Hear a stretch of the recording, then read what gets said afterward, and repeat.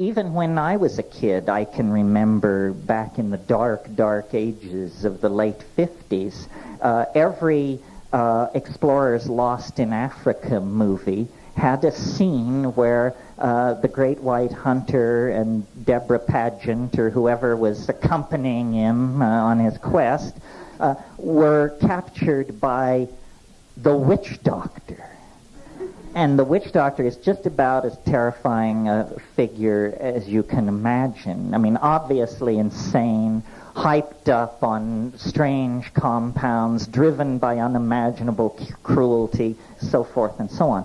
And as cultural diversity has broadened, as the dialogue between diverse peoples has proceeded over the past 40 years or so, this strange figure, the witch doctor, who becomes the shaman, is a mysterious and central pivot for the evolution of the social mind and the self-image of every one of us.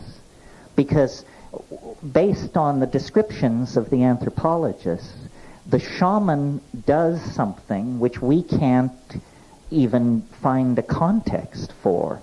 The shamans mysteriously journey between this world and another world, or worlds, that are somehow filled with energies both friendly and unfriendly toward the human condition.